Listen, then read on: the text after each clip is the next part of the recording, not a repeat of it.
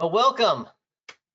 You have made it. You are at Terra's third Thursday webinar, but we would ask those of you that were kind enough to be on time just to be on hold for just a moment longer as we wait for a couple of folks that are certain to be stragglers having potentially issues with their computers, whether that be an Apple or a Mac. We were just discussing that. And let people that were maybe just finishing up a phone call get on the line. So we're going to start everything off at about 2:02. So just kind of hang tight and make sure you're able to see us. And if you have any problems, here during the initial login phase, in your toolbar you'll see a chat feature. You can use it to send us any messages if you're having any problems with the technology. But until then, just kind of please hang on, and we will be starting this very soon.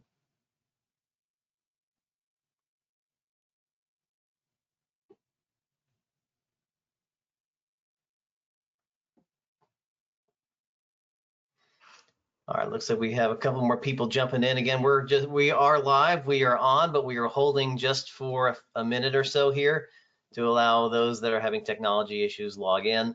Anybody that's finishing up phone calls and the like, we'll get started in just about 60 seconds as we'll get going at 3:02 Eastern time to allow some people in at the last moment. So just hang tight and we'll get started very soon.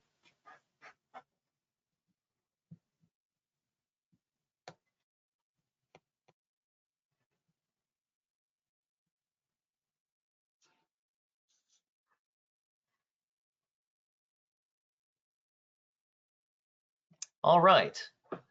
Well, the stragglers will have to come in a little bit later. The good news is that these sessions are recorded, and I know a lot of you that are out there that are probably going to be watching this in an hour or a couple hours kind of wait to do that, because after these sessions are over, we do post them on our GoToWebinar page. You can find that by going to jointerra.org, and right there under under webinars, you'll see a link to all of our previous webinars where you can watch today's episode here in a couple hours and all the previous ones that we've done as well. So again, all of you that are here, we thank you for joining us for another episode of Terra's Third Thursday webinars. For those that are pretty familiar with this, first let me just quickly introduce myself. Again, I'm Stephen Napoli. I'm the president and CEO of Terra, and we put on these sessions once a month, the third Thursday at 3 o'clock Eastern every month, where we try to share some information that we believe is going to be helpful to you. Just quick snippets. It's a 45-minute presentation, 30 minutes kind of the presenter kind of talking about their material and allowing some time for Q&A at the end. So we try to be brief to the point and give you something that you can bring back to your business. We are very pleased to welcome Jen Holub with the Export Computer Exchange. She is one of our allied members, and we're going to actually be doing something a little bit different today, which I'm excited about. Typically, I will kind of introduce our host, and then I will kind of nicely disappear and allow them to present their material. But today, it's going to be a little bit more interactive with the two of us, as she's going to be presenting, but I'll be there to kind of ask questions and kind of create a dialogue as we go through this, because she's talking about a subject that's very near and dear to my heart. That's about building trust, building a brand, making sure that people believe what you say and look at you as an expert. So we'll be talking about that here today. But before we kind of get started, and I let Jen introduce herself and we start going through today's presentation, just have a few brief announcements. The first is that some of you may have known that back in July, on our second Thursday, we had our first Terra Marketing PR Interactive Hour.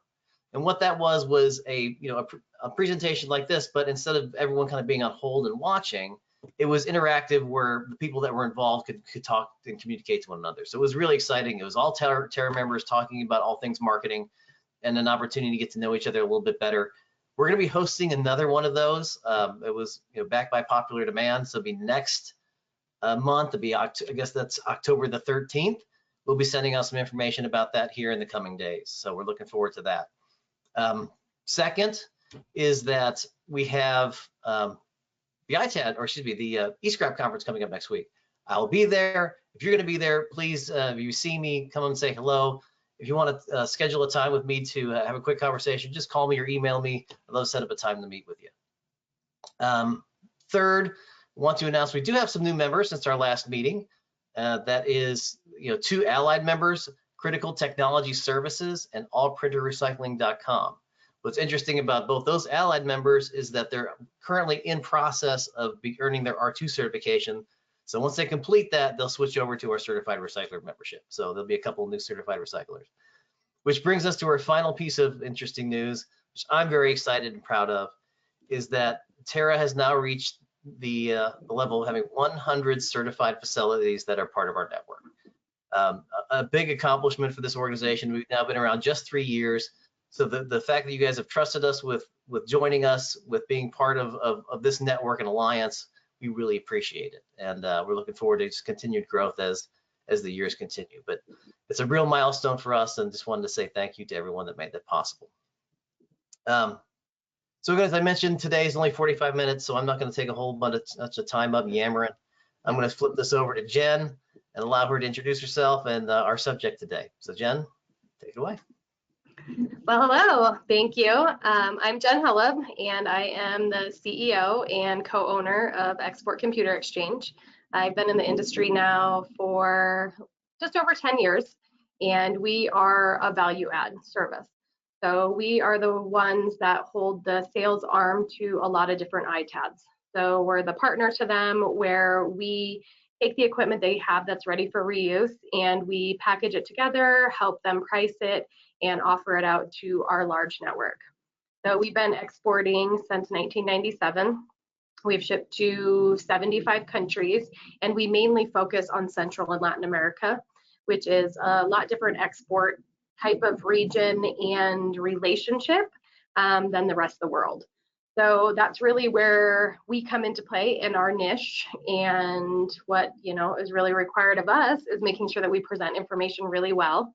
And not only are we that middleman, it's really important for us to also get the information in good order and be able to provide to our customers and our suppliers what we say we're going to. So with that, we're going to talk about the business of trust. So when Stephen and I were chatting, we were thinking about topics and things that really could apply to everyone, which is the thing that we are all in the same business. We're all in the business of building trust, and really in the last 10 plus years, we've changed from being sales organizations to actually being marketing organizations. And that shift has really resulted in those who haven't been prepared or are not able to look at it through that lens to really be able to, stake their claim out in their industries and really get those sales that they're looking for. So we will jump into this business of trust. Yeah, it's very interesting, Jen. I totally agree with you. That's one of the reasons, in fact, Terra was created the way it exists, was that idea that certification matters, and it requires an effort to get out into the marketplace and start talking about that message. And I think that's why people have kind of flocked to us as quickly as they have, is that things are changing. Marketing is important. Positioning yourself is very important. And whether if you're a small ITAD company or a small recycler or a single facility with 10 or 15 people, you really have to be in a position to market yourself effectively and position yourself in this marketplace to earn business. And that's becoming more critical than ever. So I'm sorry, again, I'll let you get to it. No, you're totally good. Totally good. This is, new for both of us, doing a little bit of dialogue and jumping in and, adding. We've had some great conversation about this, so I appreciate your input. So here's the agenda that we're going to talk about. I could talk about marketing for hours on end, so I won't. These are the couple pointers that I really wanted to share and to hit on, and things that have been really monumental for me in changing my view of that and really upping our sales. So the topics are creating inbound sales by being seen as the expert, presenting information for the digital customer, answering their questions, sharing offers in an organized manner. This one is something that really, over on our end, we have to spend a lot of time working on, because the information and the spreadsheets and the data and stuff like that, it's generally not super organized, and everyone's output is a lot different. So over here, before we even really take a deal and present it to our customers and put it out to market, we have to spend a lot of time organizing it and getting all those answers together, which for our team, we spend 5 to 7 hours before we even have a deal on something, just making sure that it's presentable. And then one of the big things for us is that we always want to act as a partner. So we're not really a one-time deal type of person. We want to build that trust, work with people, have that ease, also have that fun, and be some, not only it be financially beneficial for everyone involved, but also be enjoyable. So first topic is creating inbound sales. So this is really about attracting that right client and giving them the information they need. So, which really, it starts with your brand, right? And branding, creating a congruent and solid online presence. So there's a lot of, the digital consumer, which we're all in a digital world, whether we want to be or not, they are looking up this information. They're looking to see your different pages, your reviews, information about you, and if you can really answer all those questions. And unfortunately, or fortunately, we have turned into a 24/7, 365 type of world. So that online presence can really help with attracting those customers and answering those questions ahead of time, but they have to have the confidence that not only they've found you and information about you and what you offer, but that it builds that trust, which comes from just having your branding on everything, having your address on everything, having your phone number on everything, and really being on all those platforms that they're looking for, right? So they're looking generally for a website. They're also maybe looking on the different social media sites, and they're looking on Google. So really having those all tied together gives you that solid online presence and creates that trust and confidence that most people don't even really realize ahead of time. The next way really about creating the inbound sales, and something that was really eye-opening to me, I went to a conference and one of the keynote speakers was Marcus Sheridan. And it's really being seen as the expert. So when you present information, whether they're gonna buy from you or not, when someone sees you as the expert, even if there is a different, something that might be, difference in cost, difference in strategy, things like that, when you build that trust, you're really more likely to get their business. And it's not so dependent on price anymore. So there's a lot of different ways that you can do that. These days, a lot of videos are important, sharing a lot of articles, information, things like that, that really add value and that they can see you actually know what you're doing.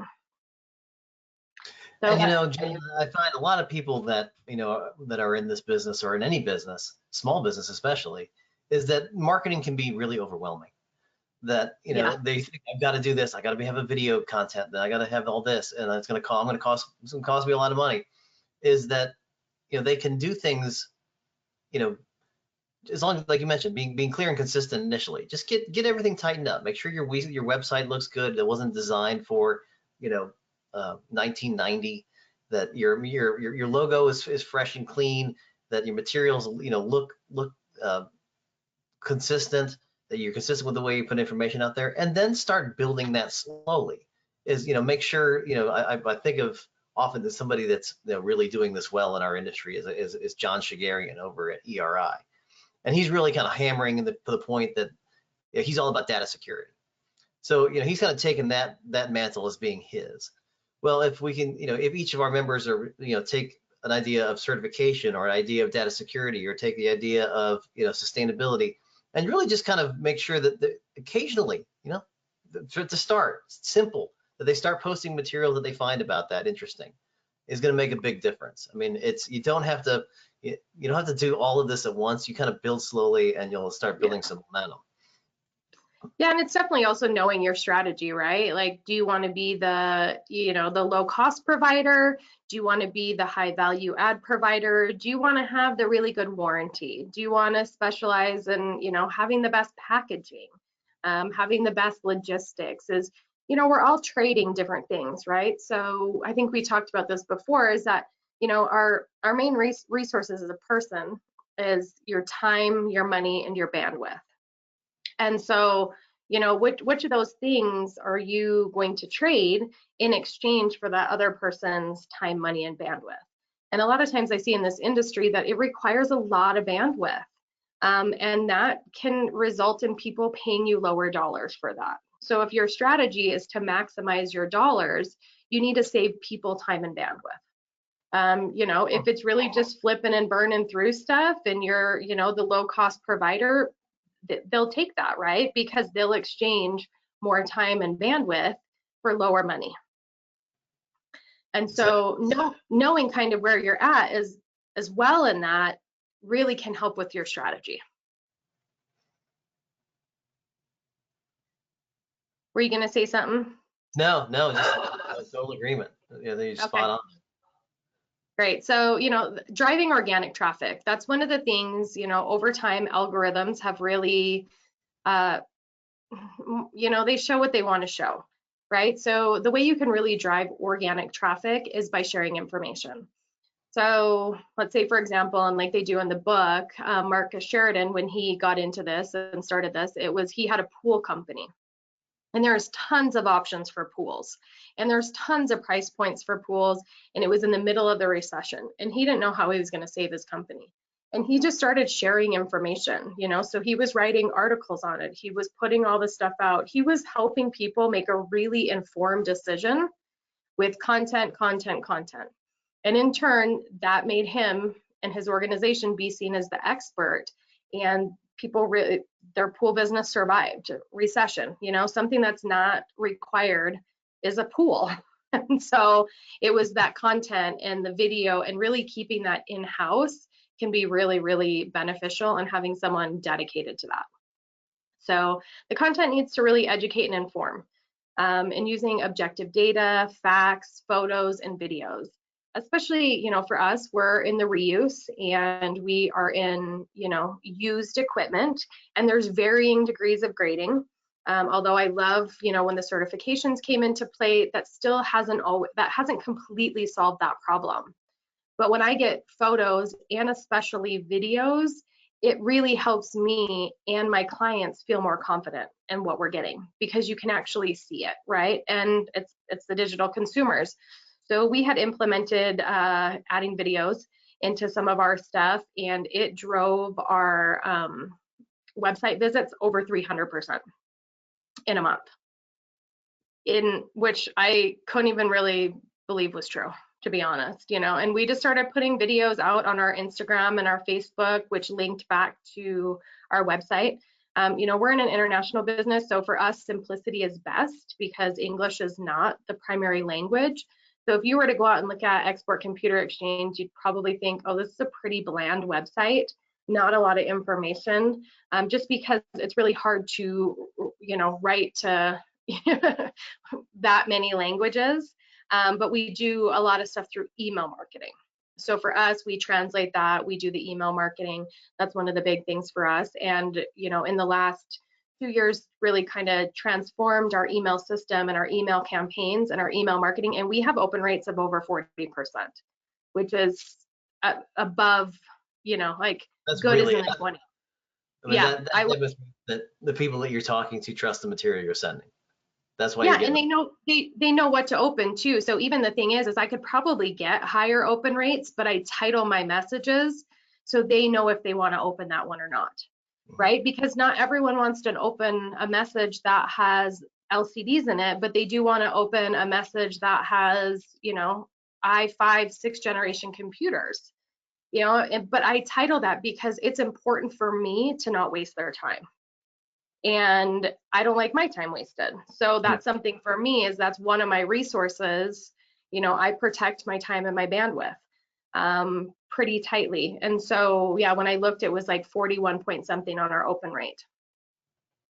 And we send a lot of messages. We send out as many deals as we have, and then we send educational emails and updates 2 to 4 times a month, just kind of depending on what topics come up and, you know, what feels really valuable to share.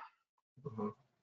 But yeah, when you told me about how you were doing that with the video, I was like, that's brilliant. I mean, nothing says trust more than that, because a picture could be anywhere. You can take a picture of some computers, that could have come from anywhere. But if somebody walking through a warehouse and talking and showing the material, they know that's legit. Yeah, well, and you can change the lighting and the filters and all those stuff on photos far easier than you can a video. And really, I think a lot of things people have, we've been so worried kind of about perfection, but perfection really just isn't necessary in this. So even when I'm getting these videos from suppliers, I'm like, just run out and take a 15 to 30-second video, right? That automatically says, hey, we've got this equipment, we've got it ready, and here's what it looks like. Because there are a lot of people who are, pre-selling equipment, it's not ready. You don't want to hold up your money and send something if it can't ship for another month, especially with how volatile the market is right now. Prices are changing so frequently. And so that sort of thing, it's things that you don't really realize that they're noticing when you put out that video. Mm-hmm. And then the other thing is just making the strategy of the part of the culture, right? So everyone, in the culture really knowing that, hey, we're here to answer questions.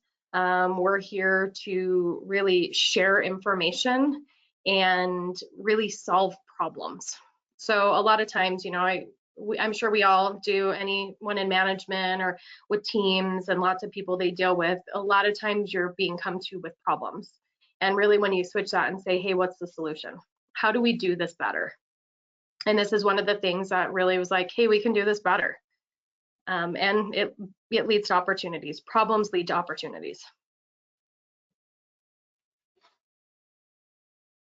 So the next one is the digital consumer, which I've already kind of talked on a bit. So statistic that I was really pretty blown away with is that 70% of the buying decision is made before a prospect even talks to a company. Right? So they're out looking, they're getting their reviews, they're finding things online. They're spending that time ahead of time, not after the fact. And so really whatever you can put out that helps them make that buying decision is valuable to you. A lot of times we get new customers and they're like, oh, we saw your label at the port, right? Or we saw, we heard so and so, or we found you online, or we went to your website, or, things like that. We had no idea this potential customer was out there. And they saw a label on a pallet at a port in another country, which is just something, again, that a lot of people don't even think, right? They just slap the bill of lading on it, some sort of generic type of form. We make sure our name's on everything too. So that's one more thing that they are also, hearing about us and keeping us top of mind. So also build a solid sales/marketing strategy geared towards a 24/7, 365 access. I'm sure, the majority of people do not want to be answering and doing this stuff all hours of the day. And so when you can put that information out there, it saves your time. It saves your phone from going off, morning to night and all those other things in between. But good marketing exists to create sales. So yeah. And good salespeople answer phones. So it's you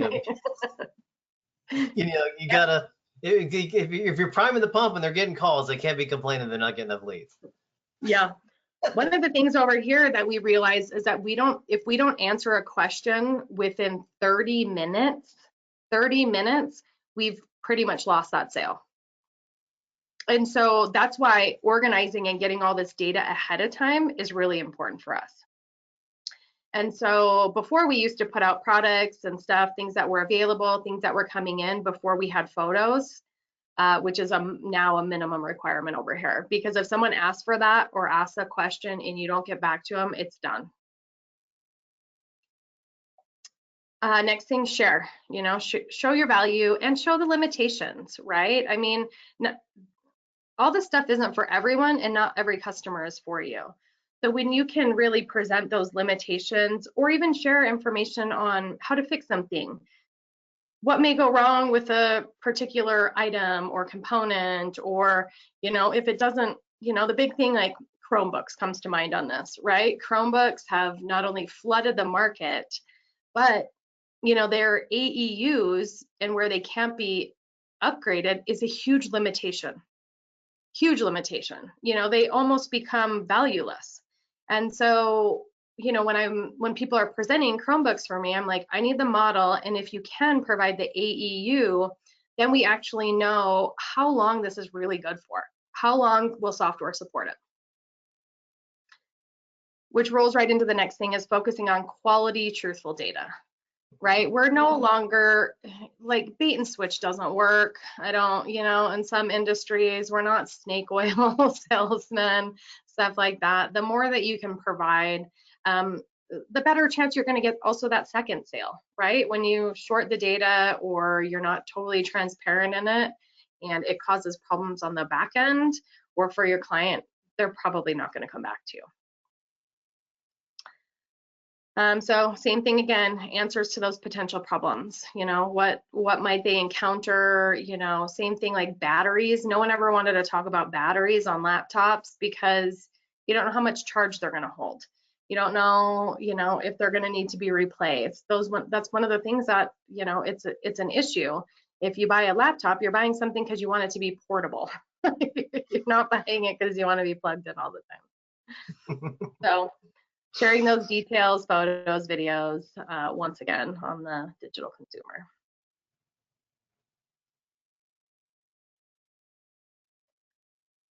So answering their questions, this gives there's a lot of opportunity. So when I initially saw this presentation or saw this keynote and then read the book and came back to the team, I got my whole team together and I said, send me all the questions that you get.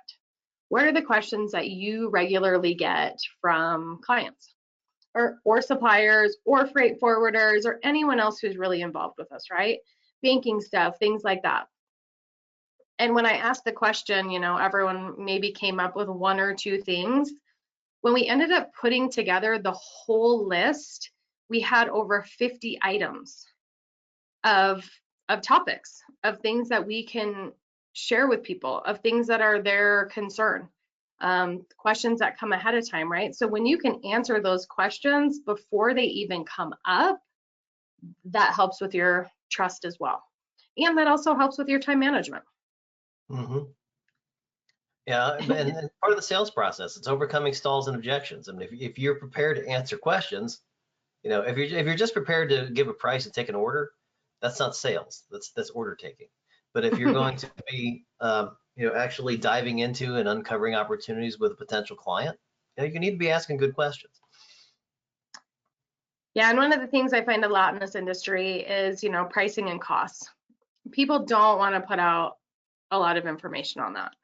They don't want to do a lot of research on it, things like that. And I think one of the things that has been one of the main reasons that we have always stood out is that we always, I shouldn't say always, there's an occasional that we'll put out a bid or open to offers when it's something we just don't really know the value. But when we can start with a number, then they can come back, right? So when we give them something, then they've got something to start with, to negotiate on, to see if it makes sense to them. It's that whole picture of it too, right? So not only do they need the cost of the material, they need the cost of shipping, they need the cost of, any type of documentation, they need the cost of insurance, those type of things. And when you can provide that to people, they can really make an informed decision and make sure that, they're going to make money. I'm pretty sure that most of us are not nonprofits. And even if we are a nonprofit, it doesn't mean we still don't need profits to keep it running. So this is one of the things that I've really, really worked hard on trying to kind of transform in the industry is, putting a price on something. Well, hey, real quickly here to jump in, but we do have our first technical question coming in from our audience here, which is, do you use a particular email service to avoid being tagged as spam? So we're getting down into the nitty gritty here. Yeah. So this was, so I originally started with Amazon, AWS. It linked right into our proprietary software. And then something somewhere along the lines broke in the link. And so I took it to a white label provider. That didn't get me the open rates and the data I wanted. And so I then shifted it into MailChimp. And I have a really, really large list. So we have 6,000 in total. between our potential and current clients, and then potential vendors and vendors. And so when I took that list, initially I went to MailChimp, right? MailChimp was really easy. It's really user friendly, and my open rates were falling and falling and falling. And so first I really had to question my data integrity. So I got into the data integrity, started learning a little bit more about that, figuring out how to, ping my list first, knowing which ones are, basically non-existent emails anymore. And then I took my list, my segmented list, and out of MailChimp, and I started gradually uploading them and putting them into HubSpot. So with that, I was able to really make sure that I was staying whitelisted. So initially I took the people that do open, right? Or that have opened an email in the last 90 days, or that were current suppliers or customers and people on my staff, right? They open the emails. So we did that and gradually continued to build the database. It takes time, right? But the thing is being whitelisted and people seeing my emails, and actually with HubSpot, I can see who clicked into something. I can see if they opened the Excel sheet, how long they were on it. I actually can see how much time they've spent on my website as well, because I can embed that into there. So when they're linked together. So although it's not, it's not a quick fix, and it's not quick in getting it up and going, it paid for tenfold with going from 2% open rates to 41. Yeah, I complete agreement. I've worked with HubSpot for a long time, and especially if you're doing high volume, there's really no other solution. It does, you have to baby it. It does take some time, but you can replace Salesforce, you can replace everything, and it does everything really well. For people that maybe don't have the high volume, I would recommend you might want to look at Yesware.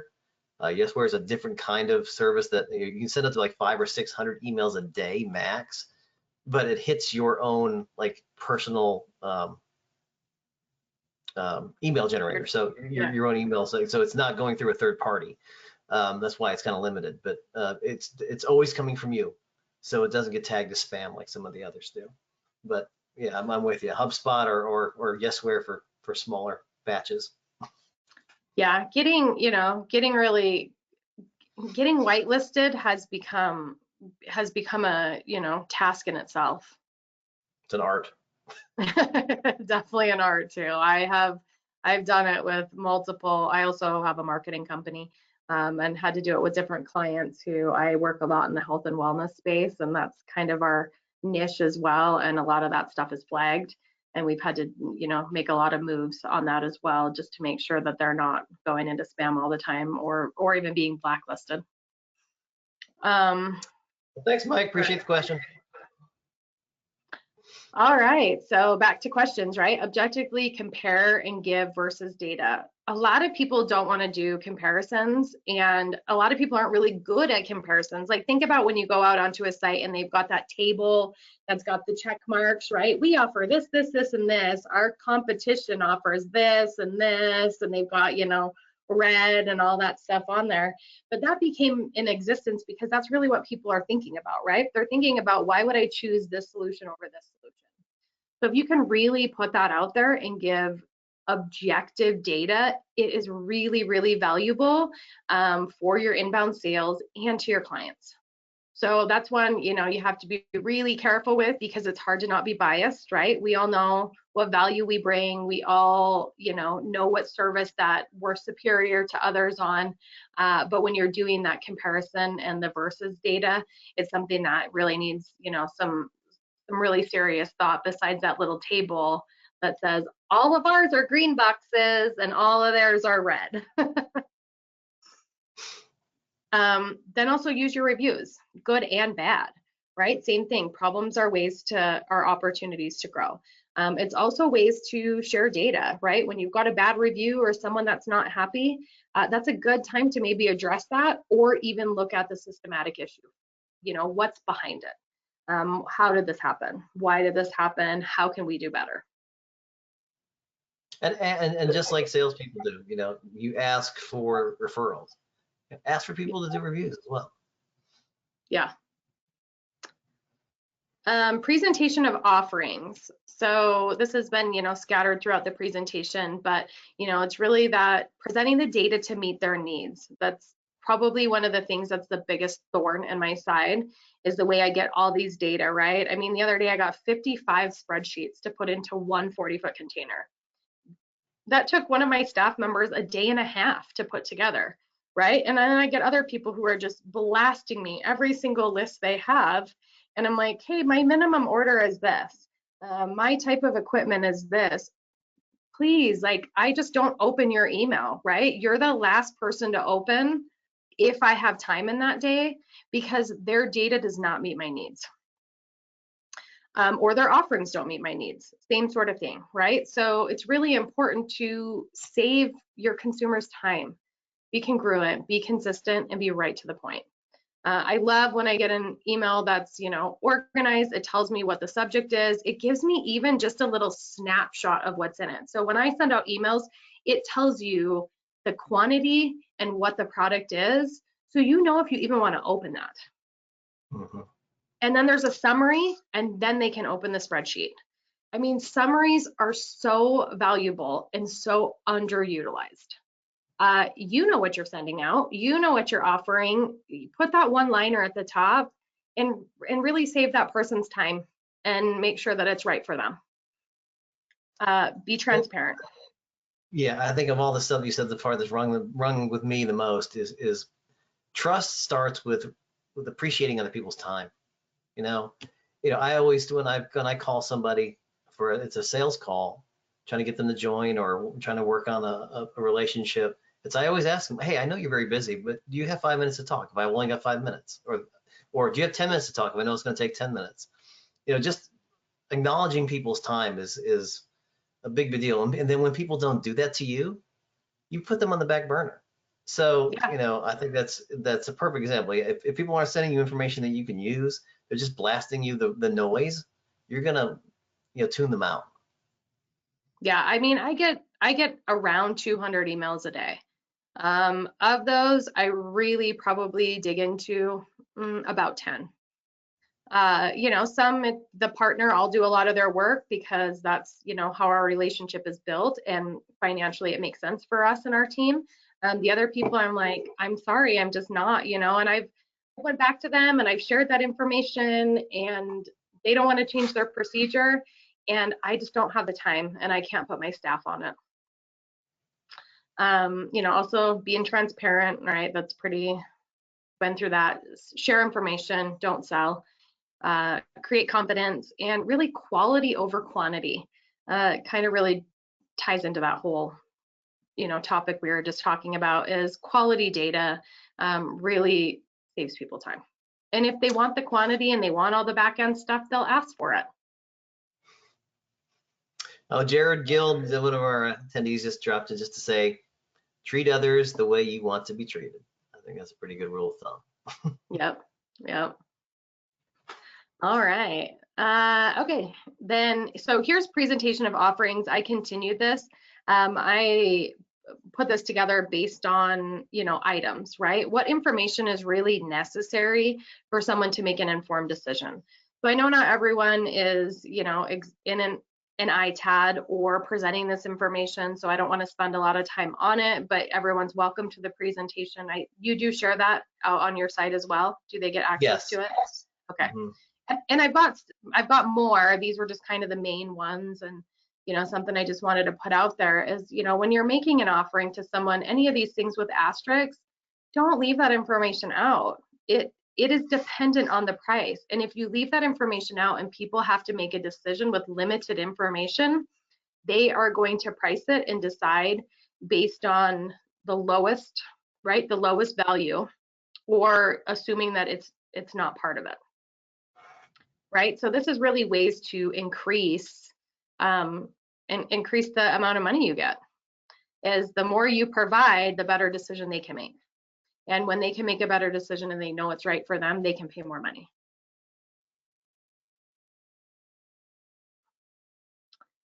And I think, yeah, I mean, that's definitely what I'm in business for, right? I love spending money, which means it wouldn't make sense if I didn't love making it too. Got to come in the front door, goes out the back. Yep, just keeping the circulation going. It's one more exchange, right? So act as a partner, really rise together. I spend a lot of time training organizations, different ITADs that I want to work with, customers, things like that. Really, the better they can do, the better partner we can be, right? And the better I can do, giving feedback and stuff like that. I mean, when we're getting someone up and going or just starting with them, I spend hours with them trying to help them improve how they present and get their equipment and their data and stuff together so we can all make more money on it. Solve problems as a team. There's a lot of times where I'm like, hey, that's a waste of time. Don't clean that up. Don't do that. Like these kind of things, right? A lot of times employees and time and things like that, that's a problem for people. That's one of the things we've worked on starting to solve is, hey, I don't need this tested. I don't need this wiped down. I don't need this data, because that helps them with their, employees and the time that they have. Always give more and be as transparent as possible. So summary, trust is built, not earned. It's built over time with consistent information, practices, honesty, and through relationships. It's looking through the eyes of the client. What will you do for them? Not who are you or what will they do for you? We are all in the same business, the business of trust. Yeah. And there's my contact information. Yeah, I definitely, trust is built. It takes time, it takes consistency, it takes going, not going the extra mile, just doing what you really should be doing, and treating people the way they should be treated, and making sure that you're doing those extra things that help position you as an expert in your area. Your business add value. And yeah, you do those little simple steps. You're going to be finding that you're not just going to be answering the phone to tell people what the price is. You're going to be answering the phone to be a consultant, and find the customer base that is really going to help you grow the business you want to grow. So yeah, you'll be answering the phone to give them your wire instructions, right? Isn't that the plan? How do I pay you? Well, let me help you with that. Well, I'm just going to open it up here to any other folks that might have any last minute questions, because we're just in perfect timing. Spot on. Perfect presentation, Jen. Thank you so much. Yeah, thank you. So, as I mentioned early on, I'm going to be at the eScrap conference next week. I'm also going to be at the eReuse conference in November. We have negotiated, because we're a sponsor, a discount for attendees of the eReuse conference. If you're interested in learning more about that, give me a shout out. I'll send you some information about that. When might some folks be able to see you out on the road again, Jen? I will also be at the eReuse, and I do generally get on the road. I know you and I were talking about this before. I took a little break from being on the road. I was getting really, really tired and really missing my routine. And so I did take the month of September off from traveling. But really, when I'm working on deals and working with partners, I always go to their location just to really make sure. I'm still a handshake kind of girl, and like to really just see what opportunities are there and make sure that the relationship is as solid and productive as it can be. So if you've got a deal and you want to work on a deal, you want us to offer out some of your equipment to our buyers, I'd love to make that deal and plan a trip out to your place. Excellent. All right. Well, again, just a couple quick things before we say goodbye. Next Thursday, the next third Thursday is October the 20th. We'll be sending information about our next presentation at the beginning of next month. We're sending it out a little bit early. Usually you folks kind of ignore that. So we always wait for the next month to send out our monthly information. And then that second Thursday, we'll be doing our marketing group. So information to come out in the near future on both. So thanks everybody for attending. Thank you, Jen, again for being our host, and look forward to seeing you guys down the road. Take care. Thanks so much for the opportunity. All right. Bye-bye, Jen.